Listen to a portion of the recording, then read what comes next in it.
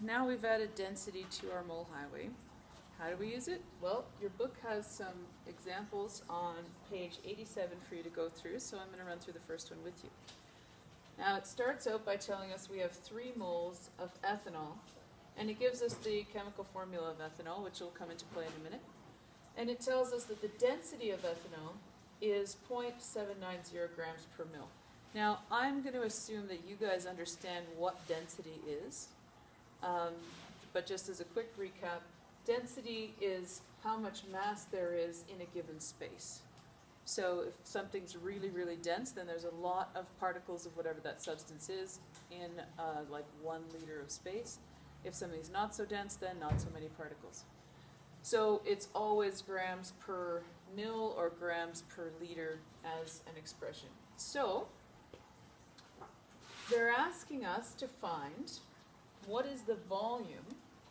So we can go volume equals question mark. And volume could be expressed in liters or it could be expressed in milliliters. If they specify what they want, then you have to convert to whatever that is. If they don't, then it's fine to use whatever they gave you. So in this case, they gave us milliliters, so we can just leave our answer in that. All right, now, we have to recognize that the starting place for this calculation is going to be the number they gave us that is not a conversion. And we can tell that by looking at the unit, because it's not 2 units compared like this, and they're not comparing 2 substances. They're just saying there's 3 moles of it. So this is our starting point. We're going to start at moles, and they want us to go to density. Now we know that this is not a gas because it tells us it's a liquid. So I can't just go here. That's not going to work. Can't use 22.4. Not a gas at STP. So I got to go through mass to volume that way via molar mass and density. Oh, molar mass. That's why they gave us this thing. So I have to figure out what the molar mass of ethanol is by looking at what it makes, or what's making it up. So I've got 2 carbons. I know that carbon is worth 12, so I'm going to go 2 of them. That's going to be 24 grams per mole in total. And then I've got 1, 2, 3, 4, 5, 6 hydrogens, and they're each worth 1 gram per mole, so that's 6. Then I've got 1 oxygen, and that's just worth 16, and there's only 1 of them, so it just keeps going over here to 16. 6 plus 4 is 10, plus 6 is 16, so it ends up being 46 grams per mole as my molar mass. You could even write that up here if you wanted to. 46. That's the number.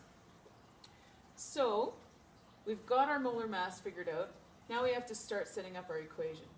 We're going to start with the 3.00 moles. We're going to multiply it by our first conversion going through here of the molar mass.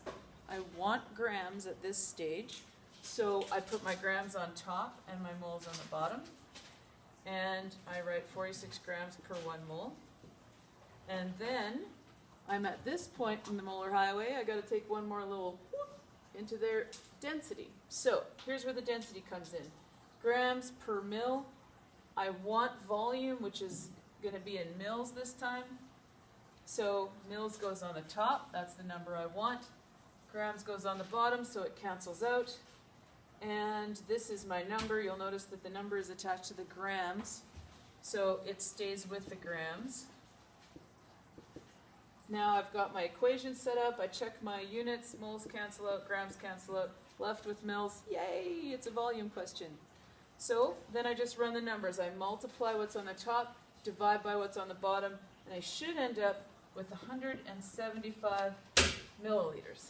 Now, your book has this written down, but it's important to follow these calculations through with your calculator just to make sure that you're pushing all the buttons right, that you're making sure you've got it set up correctly. I noticed on the quiz that a few of you guys set your equations up beautifully. They were immaculate, but then your answers weren't quite right. So make sure that you're going from here to here correctly in your calculators, and the best way to do that is to try it on a question that you already know the answer to. So this is how you put density into the mole highway. We can now go from moles all the way over to a volume of a solid or a liquid, not just a gas.